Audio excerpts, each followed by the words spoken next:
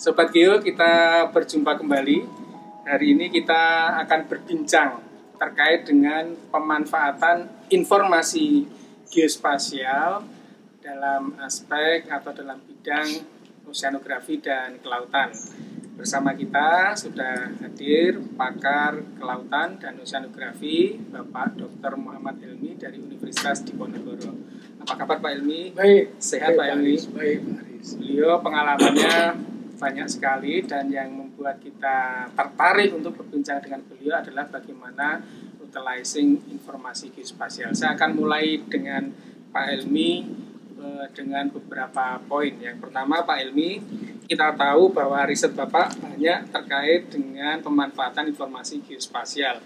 Ada kaitannya dengan land subsidence, dan yang sekarang kaitannya dengan kelautan, oceanografi.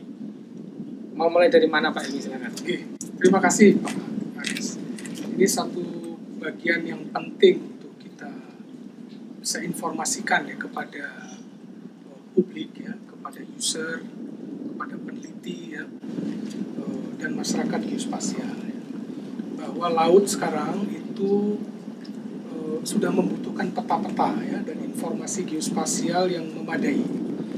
Jadi selama ini data dan informasi geospasial ada di darat, tapi sekarang sudah mulai dibutuhkan untuk laut. Ya.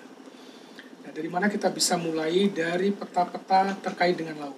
Ya. Misalnya batimetri, itu bagus sekali, data dan informasi geospasial sudah disiapkan oleh Badan Informasi Geospasial dengan sangat baik. Ya.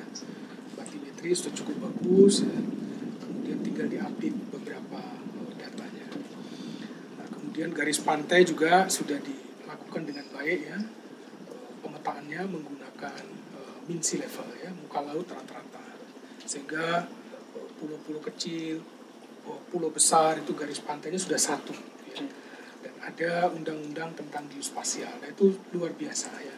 Kalau dibuat oleh masing-masing instansi yang terpisah itu garis pantai tidak satu gitu. Ini luar biasa ya, ini luar biasa. Jadi betul-betul kelihatan peran Badan Informasi Geospasial.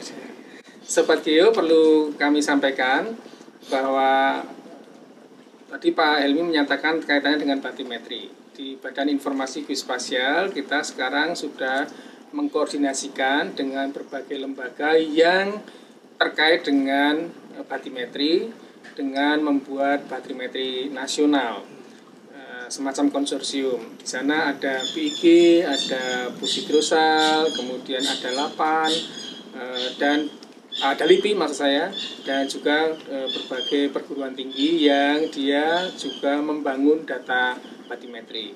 Di Badan Informasi Geospasial, batimetri itu kita lakukan survei dengan berbagai equipment atau tools ya, dengan menggunakan single beam echo sounders, dengan multi beam echo sounders, kemudian dengan surface aerial vehicle, dan saya sangat yakin 2-3 tahun ke depan kita sudah bisa menggunakan LIDAR karena bisa nembus sampai dengan perairan dangkal mungkin ya, sampai kedalaman 5 meter. Jadi untuk yang laut dangkal juga mungkin batimetri bisa kita susun dengan LIDAR. Mungkin sekarang belum, tapi teknologi ke depan jelas akan itu. Dan ke depan juga kamera sudah bisa dibawa oleh drone, kamera LIDAR itu. Nah, saya akan lanjut Pak Helmi. Selain batimetri tadi juga pasang surut. Nah, kebetulan di Badan Informasi Geospasial itu kita mempunyai sampai saat ini 306 mungkin stasiun pasang surut di seluruh Indonesia.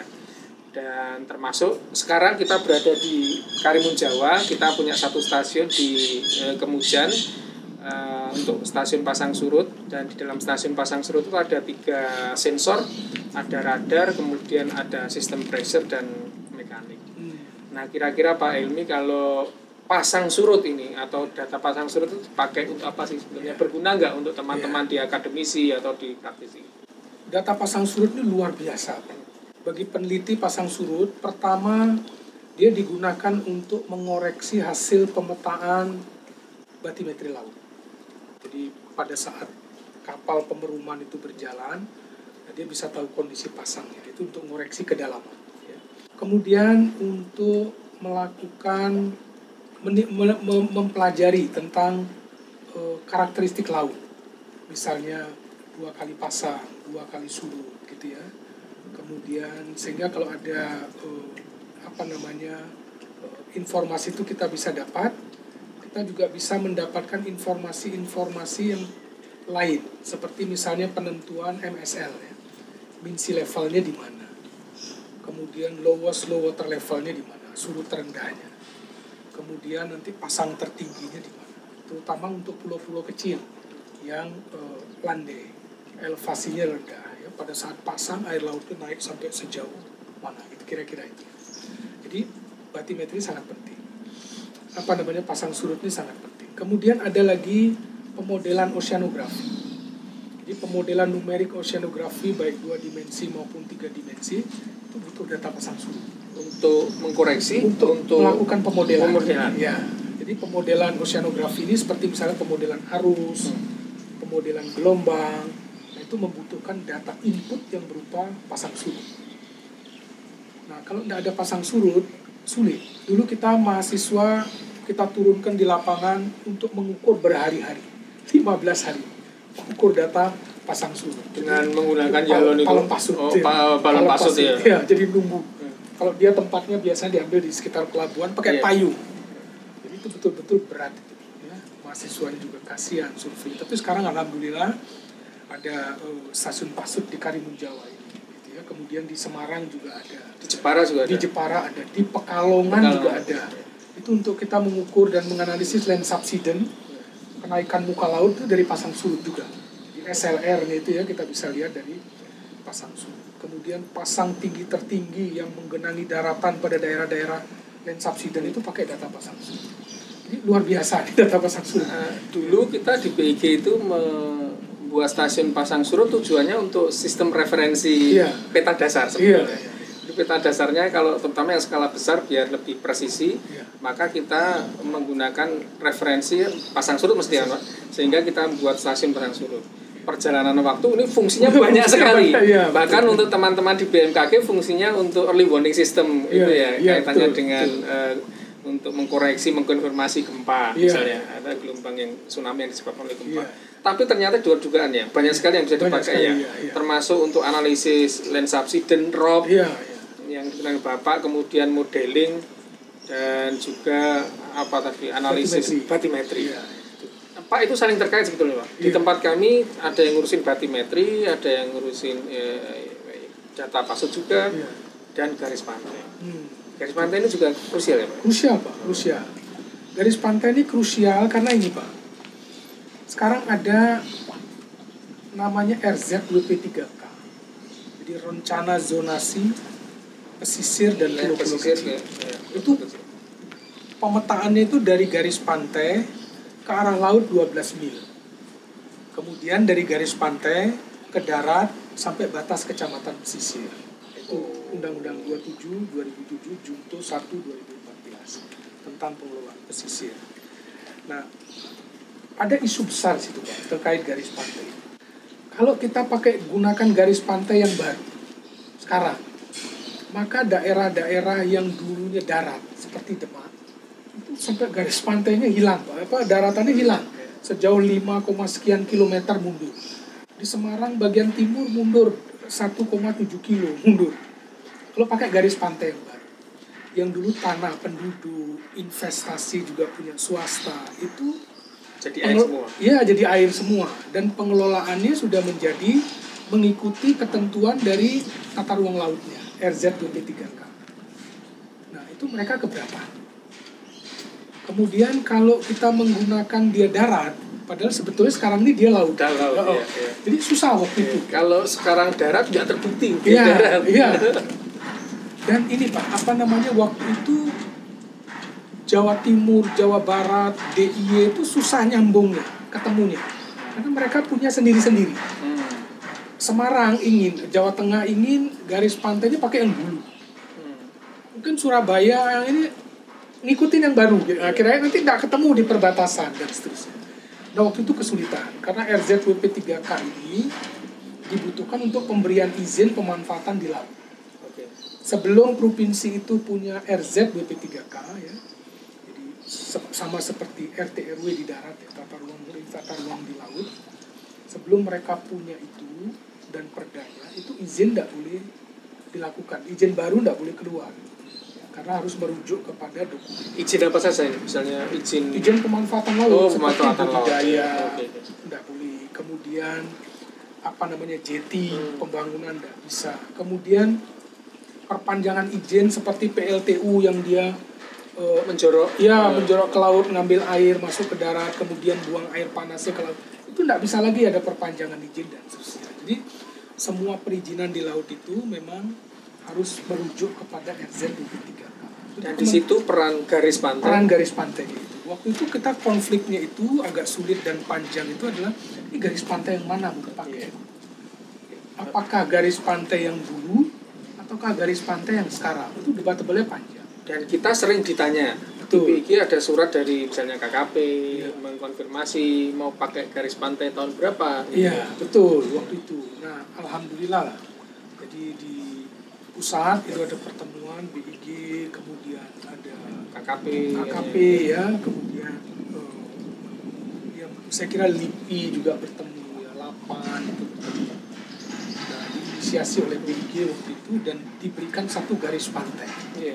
Ya, satu garis pantai. Sehingga mau tidak mau pakai itu. Pakai itu. Nah, itu jadi solusi. Selesai semua masalah. Jadi KKP bilang ikut ini, BIG sudah punya. Kalau tidak garis pantai nanti tidak ketemu dan seterusnya. Jadi itu salah satu juga success story terkait dengan bagaimana peta laut ini penting dan sudah disiapkan. Kebetulan petanya ada. Jadi kita menggunakan garis pantai MSL BIG di tahun 2013. Ya, alhamdulillah. Ada solusi. Iya, kalau itu tidak ada waktu itu bingung gitu. Jadi Sobat Geo sebetulnya garis pantai ini juga menjadi concern kita di Badan Informasi Geospasial karena ini masuk salah satu dari 8 unsur dalam Peta Rupa Bumi Indonesia. Peta Rupa Bumi Indonesia adalah informasi geospasial dasar yang memang harus dikerjakan oleh instansi pemerintah, dalam hal ini Badan Informasi Geospasial. Nah, ternyata implikasi dari atau konsekuensi dari garis pantai ini banyak sekali. Tadi disampaikan oleh Pak Dr. Helmi, kaitannya untuk RZBP 3K, kaitannya nanti untuk perizinan dan lain sebagainya, dan juga kaitannya untuk mensinkronkan satu daerah dengan daerah yang lain. Terakhir nih Pak Helmi, menurut Bapak informasi geospasial itu yang dikerjakan oleh Badan Informasi Geospasial kedepannya harus seperti apa Pak? Yang mungkin mensupport lebih memberikan peran untuk berbagai keilmuan termasuk di bidang Bapak. Iya, bagus sekali Pak Aris. Yang pertama, sekarang ini mulai banyak tentang peta-peta tematik laut. Seperti misalnya peta salinitas, kemudian pH, kemudian COD, DO, dissolved oxygen zero. Kemudian ada lagi peta nitrat, fosfat, kemudian ada juga suspended sediment, kekeruhan, temperatur permukaan, klorofil, terus termasuk substrat dasar dan seterusnya. Itu baru kualitas air. Belum lagi ada peta arus. Peta arus ini 8 peta. Untuk bisa buat peta kualitas air tadi itu nggak cukup satu peta, tapi 4 peta, 4 musim di laut.